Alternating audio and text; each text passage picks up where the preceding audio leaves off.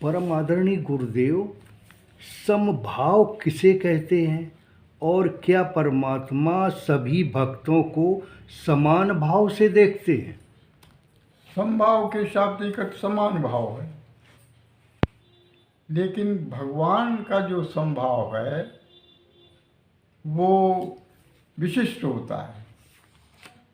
वो सूर्य का समभाव है, अग्नि का समभाव है।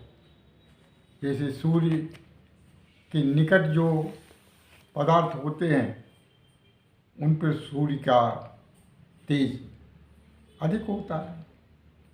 इसी तरह जो अग्नि के समीप लोग बैठे होते हैं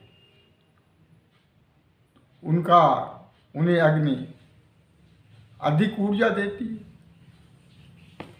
अधिक प्रकाश देती है। अच्छा, इसी तरह से परमात्मा के निकट व्यक्ति जो होते हैं उनका परमात्मा योगक्षेम अपने ऊपर लेता है। परमात्मा उन्हें उनका योगक्षेम अपने लेकर उनके लिए मुक्ति का रास्ता प्रशस्त करता है। तो भगवान भक्तों के अधिक निकट होता है। जी गुरुदेव, मेरे मन में एक प्रश्न है कि क्या अनन्य भक्त से दुराचारी सदाचारी बन जाता है? हाँ, अनन्य भक्त से दुराचारी सदाचारी बन जाता है। अनन्य भक्ति का प्रभाव ये रहता है कि दृष्टि केंद्र खुलते हैं और अनन्य भक्ति से पराज्ञान उत्पन्न होता है। पराज्ञान से भगवान का संपूर्ण स्वरूप उजागर होता है और समस्त स्वरूप को जान के भक्त उनके अंदर प्रवेश कर जाता है। तो संभाव जो है वो मुक्ति का रास्ता खोलता है। जी, अनन्य भक्त से क्या फल मिलता है?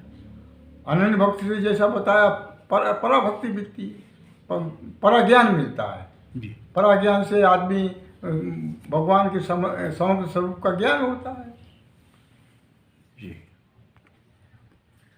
क्या पुण्यशील ब्राह्मण तथा राजर्षि को भी अनन्य भक्त का लाभ मिलता है? अरे, जब दुराचारी सदाचारी बन जाता है, भक्त जो है भक्ति अनन्य हो जाती है, तो ब्रह्म ज्ञान से युक्त ब्राह्मण और राजऋषि, राजयोग से युक्त राजऋषि के तो कहने ही क्या, उन्हें तो मुक्ति का रास्ता अनायास ही मिलता है। गुरुदेव, ये मत परायणता तथा अनन्य भक्त का क्या संबंध होता है? मत परायणता और अनन्य भक्ति एक ही चीज़ है। जी, मत पर के अर्थ होते हैं भगवान को समर्पित हो जाना, उन्हीं पर आश्रित हो जाना। तो यही अनन्य भक्ति का भी उद्देश्य होता है। जी, तो अनन्य भक्ति मुक्ति का मार्ग किस तरह प्रशस्त करती है? अनन्य भक्ति मुक्ति का रास्ता वो दृष्टि केंद्र जागृत करता है। दृष्टि केंद्रों से भगवान के स्वरूपों का ज्ञान होता है और जब उनका ज्ञान हो जाता है तो उनका प्रत्यक्ष अनुभव भी होता है। ज्ञान दर्शन कहते हैं उसको। प्रत्यक्ष अनुभव के द्वारा अनन्य भक्ति से पराज्ञान मिलता है। पराज्ञान माने भगवान के समग्र रूपों का ज्ञान। समग्र रूप का ज्ञान होकर कि भगवान जितना है, जहाँ है, जैसा भी उसके अंदर वो प्रविष्ट हो जाता है। बहुत बहुत साधुवाद, आनंदमय जो है आज वार्तालाप हुआ। ये तो मत भक्ति है। या ये करो मत पड़ता कितने चरणों होती। ये मतपरता के कितने चरण होते हैं? मतपरता के कई चरण होते हैं। पहला तो चरण होता है मनमना, भगवान के से ही मन लगाए, दूसरा होता है मद भक्ति, भगवान की ही भक्ति करे।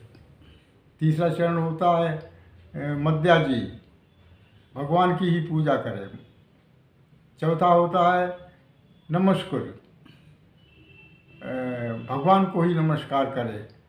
तो ये मत्परता के चरण भी कहे जाते, अनन्य भक्ति के चरण भी कहे जाते। ये बहुत उत्तम, अति उत्तम। साधुवाद, धन्यवाद।